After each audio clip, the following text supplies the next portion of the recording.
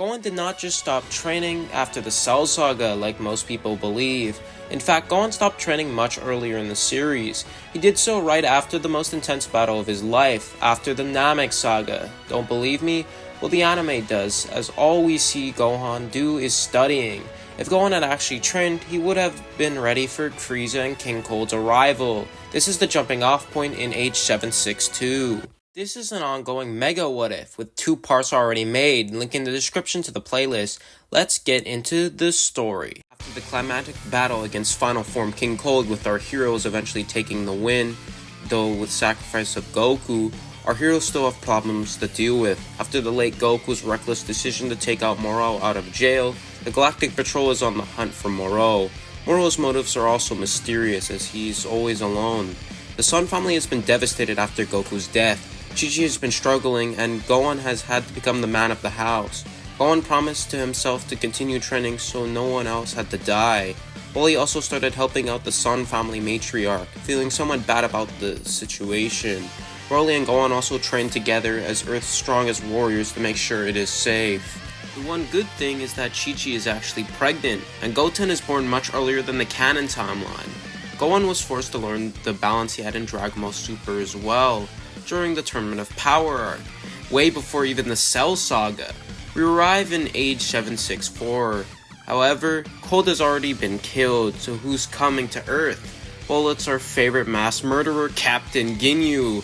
He just barely survived the encounter with Cold, and luckily for him, the Frieza soldiers had found him and mistaken him for Frieza, due to him taking Frieza's body in the last parts. Ginyu learned all about Earth and the battle between Cold and the Good Doers. Ginyu decided on attacking Earth to get the cowards who ran from him on Namek. Ginyu would arrive in the mothership as the fighters would arrive to fight him. Gohan, Broly, Krillin, shockingly Yajirobe, and even more shockingly Moro all come to fight. Without any Dragon Balls in this universe, none of the dead fighters could be brought back from the Saiyan Saga or Namek Saga. Ginyu comes out in his signature pose, but he's in Frieza's body, making it weird. It's not just that, but he's also in a cybernetic body. That makes it even more weird and makes him stronger. Ginyu Frieza then moves and goes on a monologue about his greatness, saying that he will finish all of them off. Gohan, getting annoyed, transforms into the Super Saiyan form. He was able to gain control during the 2-year time skip between the previous arc by training with Broly. He rushes at Ginyu, and with a single attack, ends the captain. Ginyu wasn't even able to finish his speech as he went to the afterlife. Gohan's eyes were serious as he did the deed. Gohan then blasted away the ship, killing the rest of the Frieza army as they are not good people. Gohan then realized that he had lost his Super Saiyan form, and was confused as he didn't turn it off. What no one noticed was Moro looked younger than before this battle. Another 3 years began to pass. Gohan and Broly continued to train. Yajirobe had asked Krillin to train with him as well. He felt that he needed to honor Goku and the other fighters' legacies after he had hid like a coward. Krillin had accepted, and both grew leaps and bounds thanks to Yajirobe's potential. Remember, doing training similar to Kid Goku after Grandpa Gohan's death, he grew to a power level close to 180, compared to Goku who only got to a power level of 10. Not saying Yajirobe has higher potential than Goku, but he probably might have potential higher than Goku. I mean, I even made a short about it, go watch it. Paragus, on the other hand, had given up on his life and didn't even train anymore. Paragus was in Capsule Corp's house and just chilling, and when he heard a voice in his head, Paragus realized that it was Moro, as he had offered something that he could not resist. Dr. Gero was down on his luck. Goku was killed, but not by him. It was by a damn alien. He hated how all of the aliens had ruined him. First it was Goku, then King Cold. For all he knows, there could be a purple cat that can somehow be even stronger. No, that's impossible. That's madness. If he wants to be able to stop atrocities like what happened to his son, he will need to make something to exterminate all extraterrestrials. Gero puts all of his focus on his ultimate project, Cell. He puts all of the DNA he has of every powerful fighter he knows of. Gero, without purpose, has been led to madness, and all he has left is Cell. The 3 years had finally ended, with Cell being completed, and in his perfect form thanks to Dr. Gero putting his full focus on Cell. He has it. Gero then awakens the monster, but he made one mistake. As Cell awakened, he looked to the surroundings and looked at the doctor. The doctor ordered Cell to go kill Son Gohan and all the other aliens on the planet, but suddenly felt something in his chest, Cell's arm. Before Gero could even speak, the entire island the lab was in was destroyed. Gohan and Broly were training together when they sensed a power that was even beyond theirs, and it was going towards them. Before they could even move, Cell arrived. He suddenly attacked Gohan, when Broly in his Ikari form landed a punch, as he had been able to get control like Gohan had gotten control of his Super Saiyan. Cell didn't even move before slamming a punch into Broly that launched him into the Sun House. Gohan looked at the house in shock, remembering that Chi-Chi and Goten were in there. Gohan roars in rage, as the house had been destroyed, and Cell's eyes would widen as Gohan had unleashed a new power. Gohan has unlocked Super Saiyan 2. Gohan slammed his fist into Cell. Gohan's eyes widened as all it did was stagger Cell slightly before the fight began. Gohan uses his rage with Super Saiyan 2, and it isn't a complete stop, but it's clear that Cell's still stronger. Gohan noticed while he was fighting how Cell's eyes shifted from red to green, but before he could react, he was knocked back to base by a punch from Cell. Rage fueled as Cell laughs as he charges up a blast at Gohan. A voice was then heard from the rubble of the house. A tiny yellow blur slammed into Cell, but only bounced off his body. Gohan's eyes widened as it was Goten. Goten fires out a Kamehameha at Cell in his new Super Saiyan form, but it does nothing to Cell. Chi-Chi calls out for Goten to come back, but Goten doesn't listen. Cell stands in place and allows all of the attacks to land. Cell thanks Goten as he allowed him to realize the potential that all of them had. Cell then slaps away Goten and knocks him out in a single hit. Gohan's rage fuels, but he isn't able to do anything, not even stand. Cell tells Gohan that he's decided to hold a tournament. The Goku Cell is taking hold. Cell then flies off before Gohan can speak. Gohan slams his fist into the ground with rage in his heart. Cell that same day does what he did in canon and broadcasts that the Cell games will be in 12 days. Broly and Gohan train with each other, as well as talking about what happened with Cell, but they hear a voice in their head. Goku was calling them to tell them about the time chamber by using King Kai. Besides that, he also complimented Gohan on his strength, and he says he loves him. Goku also thanks Broly for helping his family while he was dead. This scene would be really emotional, but I don't want to waste your time, and you probably could already picture what would happen in this situation. So just think of it as similar to when Gohan heard Goku's voice in canon right before the Buu Saga, but the other fighters who died also speak. Gohan, Broly, Krillin, and a shockingly Yajirobe all gathered to the time chamber. The fighters, and especially Broly, were shocked to see Paragus and Moro on the lookout. Broly asked his father why he was with Moro, but Paragus just said it was for training. Broly was suspicious, as you could tell his father looked a lot younger, but accepted the answer as they had no time to waste. With 11 days until the Cell games, they had 10 chances to use the time chamber in full. Krillin, as the greatest strategist on the lookout, made a plan. First it would be Gohan and Krillin due to Krillin wanting to teach Gohan some tricks. Then it would be Broly and Paragus as the next strongest. Then Krillin and Yajirobe, and so on until they reach the 2-year limit for everybody. Krillin rushes to Gohan and takes him into the time chamber, with Gohan being surprised and sweat dropping with how casual Krillin just revealed the plan. And Krillin would start off the training by teaching him the Destructo Disc and buff forms and many other techniques that could help Gohan be stronger.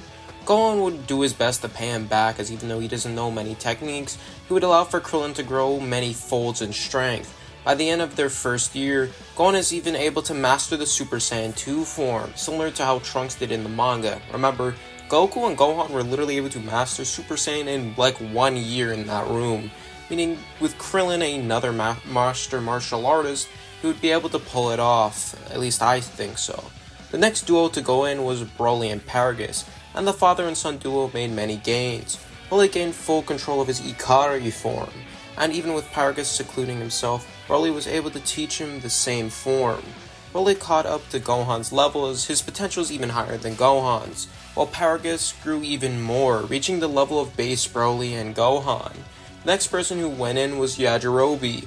He went in alone and trained in the room with Further, and results showed. He actually even surpassed Krillin by a slight bit, as Yajirobe has insane potential like I have covered many times on this channel. As Moro went in alone without anyone's consent, Yajirobe pulled Gohan aside. He apologized to the boy for not being there in the Battle of King Cold. Gohan said it was fine, but Yajirobe tells him that he owes his father and he owes him since Goku is now dead. Gohan accepts and even trains with the samurai. Krillin also teaches Broly how to do image training with meditation. Moro comes out with 0 strength gains, but with an evil grin. Gohan wanted to attack, but Yajirobe stopped him, as there was a bigger threat they needed to deal with. Yajirobe and Krillin went next in, and became a good bit stronger due to being close in strength. Both actually reached the level of Super Saiyan 2 Gohan before the Chime Chamber in this story, as even though Krillin and Yajirobe seemingly don't have as much potential as you would think, Yajirobe has insane potential, likely higher than any version of Kid Goku in the series, as he's able to gain a far stronger amount of power from hunting wild animals than Kid Goku. Though, after their training, Paragus and Moro would go in, with Broly asking why he would go in with the Goatman, but Paragus just ignores him, acting out of character. When they come out, it's almost like they never even went in. The final duel to go in was Gohan and Broly, and they grew immensely from this. However, neither are able to get new forms as they have seemingly reached the limits of their potentials. The rest of the time before the Cell Games, the group relaxed at Capsule Corp. Everyone helped Goten train and gain a grasp of Super Saiyan, while Paragus and Moro had not been seen since they had left the lookout, as the day of fate had finally arrived. Everyone arrived at the Cell Games arena and saw Cell actually training. Remember, the only anti-training cells Cell has in this timeline are King Cold's, meaning he is actually willing to train unlike the original, especially knowing the huge potential of Broly and Gohan. Cell has a happy expression as he meets the group, before then calling out the 5 Soul Juniors. Cell tells the group that if any of them intervene, then they will attack, and they're almost as strong as he is. Cell then calls for Broly to fight, as he knows that with Super Saiyan that he'll easily be the strongest. Gohan attempts to stop Broly from going in, but Broly tells him that he will weaken Cell for him. Gohan relents, not wanting to lose another friend but having no choice. Cell Games began as Broly powers up to the Ikari form before rushing at Cell. Cell's smirk disappears as he realizes that Broly doesn't have Super Saiyan. He knows Broly has crazy potential, and yet it is wasted on that form. As Broly gets into striking range, he is suddenly hit by Cell, launching him back to the edge of the arena. Cell beats on Broly, his anger showing as he did not live up to what he was expecting. Cell's eyes turn green before Broly is knocked out of the Ikari form by a rage-fueled punch from Cell. Paragus and Gohan are about to intervene when Magma slams into Cell. Moro had acted for some reason and stopped Cell from killing Broly. Cell called for the Cell Juniors to attack. The Cell Juniors rushed at each fighter and proved to be big threats. Moro opening allowed for Broly to power up back to the Ikari form and slam a fist into Cell. Cell is pushed back a little bit, but then continues his beating on Broly. Punches, kicks, and body blows from Cell caused Broly to be beaten to a pulp. As Cell was about to finish Broly, a kick slammed into his head. It was Gohan in Super Saiyan 2 who had defeated his Cell Jr. and is here now to save Broly. Cell staggers back and coughs up blood, looking at Gohan with shock. Gohan rushes in, and Cell barely blocked it. He was not expecting such power from him, as he barely had time to train. Cell is pushed back to power up to his full strength. Gohan and Cell clash, both being insanely close in strength. The gap is even smaller than the gap between Super Perfect Cell and Gohan in the original series, but still has a slight advantage, just like canon. The two clash fists and kicks with incredible speed. What the two combatants didn't know was that their energy was dropping faster than they should be. Moro slowly draining energy from them as he distracted the Cell Juniors with magma. Finally realized and felt something instinctual.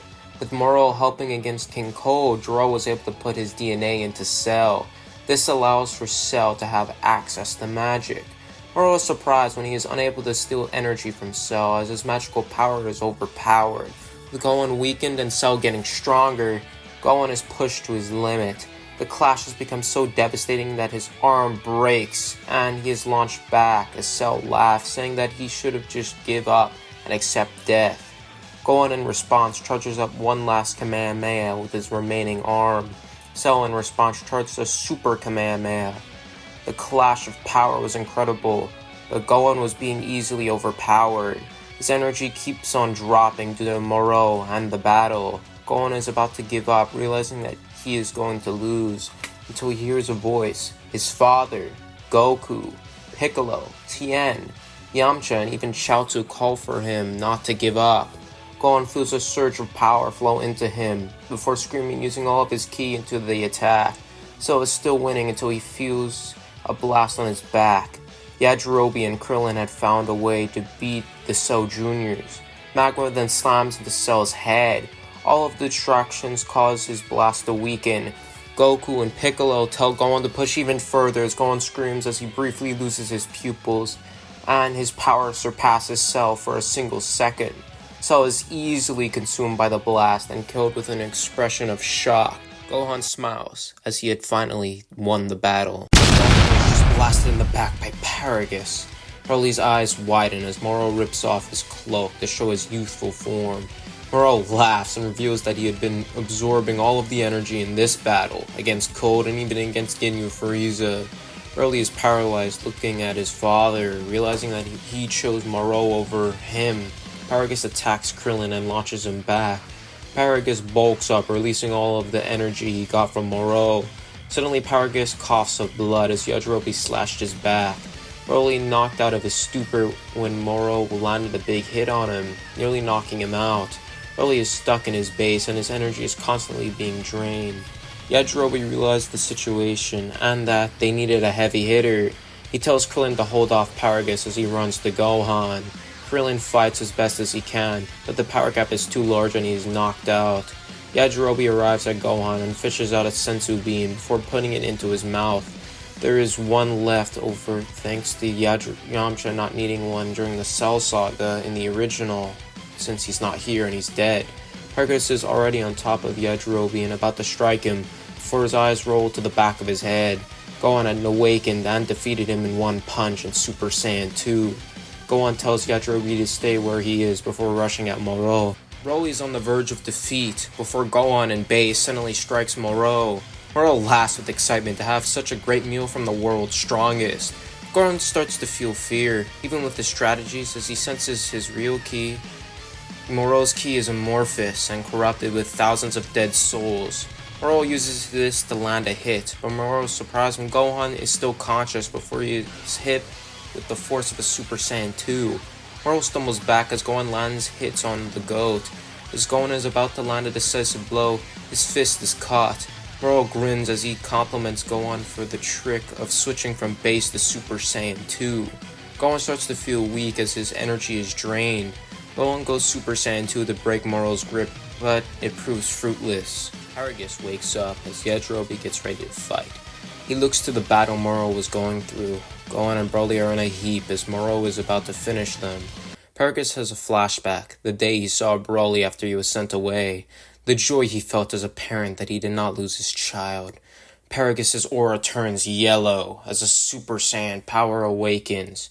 Yajirobe looks fearful, but is surprised when Paragus flies at Moro. A steam eruption is about to flow under Gohan and Broly.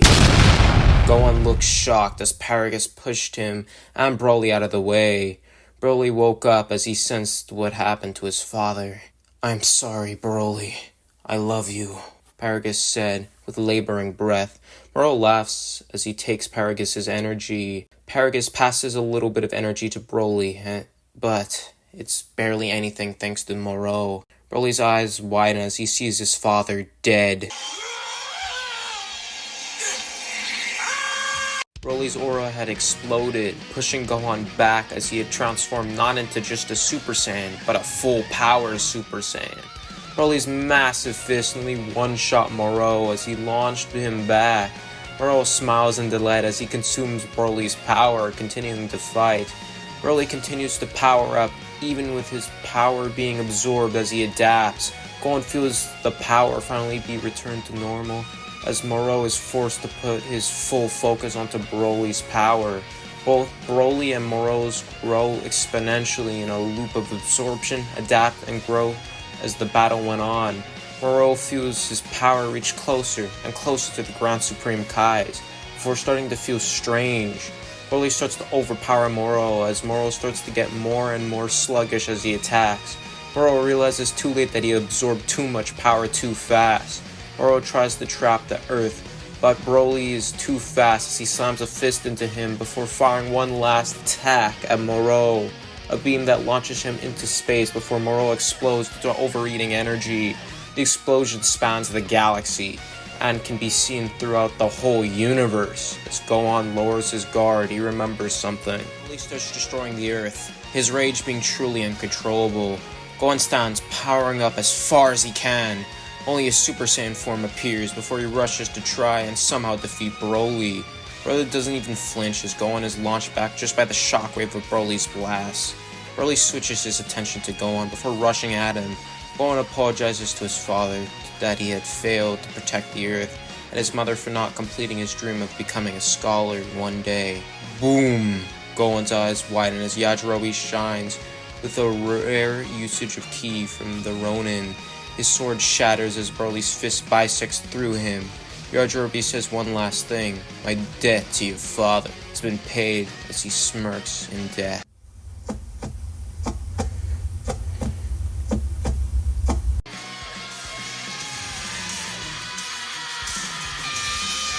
Gohan had gained control of Super Saiyan Rage, and though he may lose control soon, he had at least been able to get some control thanks to remembering the sacrifice of Yajirobe.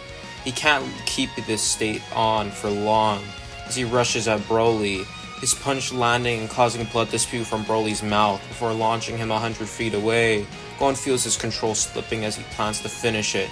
Broly's body shines and launches many blasts. Gohan dodges as he puts 2 fingers to his head.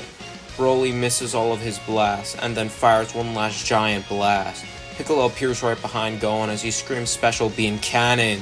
The beam slams into the blast before both detonating. Broly rushes in only to be hit with a solar flare from Gohan with Tien and Chaozu behind him. Broly screams in agony before forcefully opening his eyes. All he could see was a Kamehameha from Gohan with Goku and Yamcha behind him. Broly is hit dead on and finally defeated and knocked out. When the dust settles and Broly is still there, Gohan smirk before passing out in base. And that's where I'm going to leave off the story, so thank you for watching this video, and I have many more plans, so remember to stick around. Thanks for watching this video. Remember to subscribe, like, and press that notification button to see more Dragon Ball content like this.